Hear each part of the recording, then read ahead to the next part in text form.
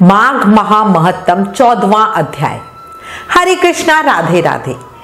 कल हमने माघ महामहत्तम के 13वें अध्याय में श्री वशिष्ठ ऋषि द्वारा वर्णित माघ मास के स्नान का फल सुना, जिसमें वह गंधर्व कन्याओं का प्रसंग राजा दिलीप को सुना रहे थे। अब आगे ऋषि पुत्र अग्निप के अंतर्ध्यान होने के बाद सभी गंधर्व कन्याएं काम से पीड़ित होकर विलाप करती हुई बहुत देर प्रतीक्षा करके अपने घर लौटी। जब घर में आई तो उनकी माताएं उनसे पूछने लगी कि आज वापस आने में इतना विलंब तुमने क्यों कर दिया। तब कन्याओं ने कुछ उदासी से कहा कि हम किनारियों के साथ कीड़ा करती हुई सरोवर पर थी, इसलिए ही विलंब हुआ। और इसके बाद सब बोली कि आज हम थक गई हैं और जाकर लेट गई। इसके पश्चात वशिष्ठ जी कहने लगे, इस प्रकार सभी कन्याएं अपने मन की पीड़ा को छुपाकर विरह की मारी लेट गई। उन्होंने घर में आकर किसी प्रकार का कोई क्रियाकलाप नहीं किया। वह रात्रि उन सब के लिए एक युग के समान बीती। सूर्य नारायण के उदय होते ही वह कन्याएं अपने आप को जीवित मानती हुई अपनी माताओं की आज्ञा लेकर दोबारा गौरी पूजन करने के लिए उसी सरोवर पर गई। उसी समय वह ब्राह्मण भी स्नान करने के लिए सरोवर पर आया। उसको देखकर सभी कन्याएं बहुत प्रसन्न हो गई और चहचहाने लगी। सभी कन्याएं मिलकर उस ब्रह्मचारी के पास चली गई।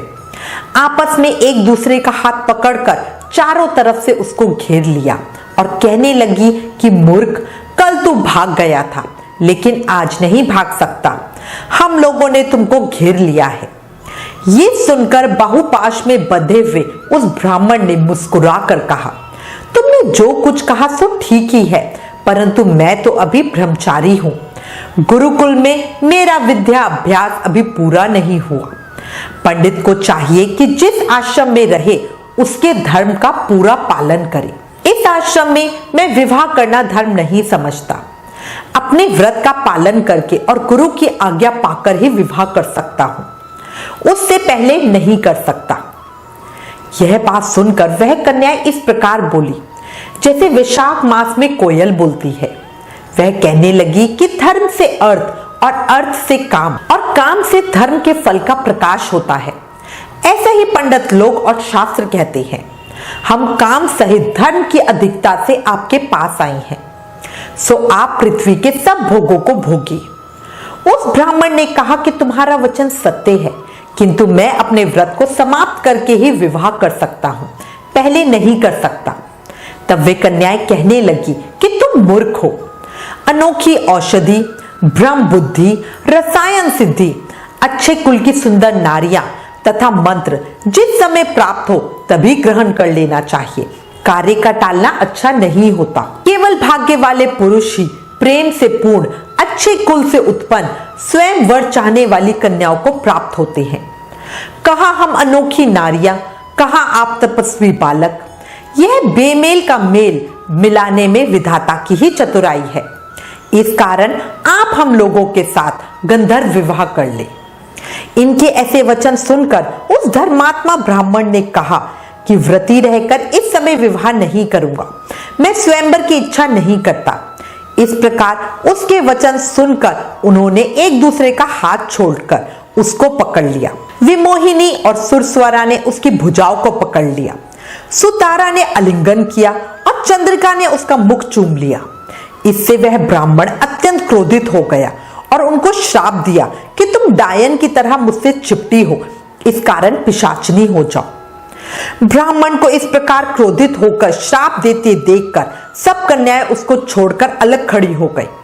उन्होंने कहा कि हम निरपराधियों को व्यर्थ में श्राप क्यों दिया। तुम्हारी इस धर्म अज्ञानता पर धिक्कार है। प्रेम करने वाले से बुराई करने वाले का सुख दोनों लोकों में नष्ट हो जाता है, इसलिए तुम भी हम लोगों के साथ पिशाच हो जाओ।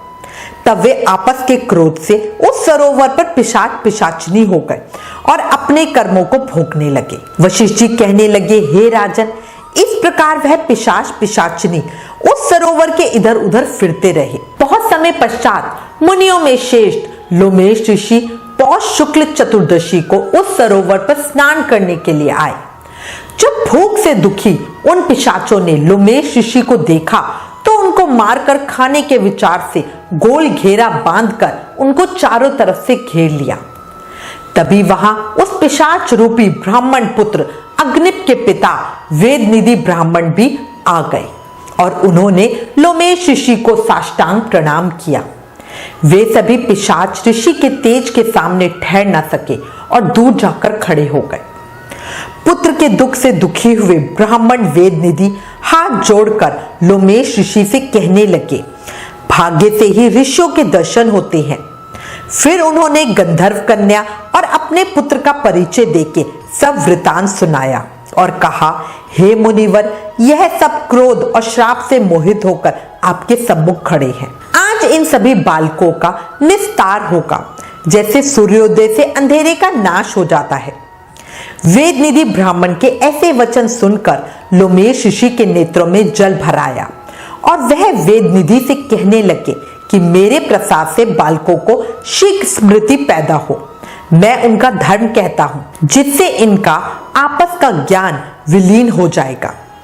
वेदनिधि कहने लगे कि हे महर्षि, धर्म को जल्दी ही कहिए, क्योंकि श्राप की अग्नि बड़ी दुखकारक होती है।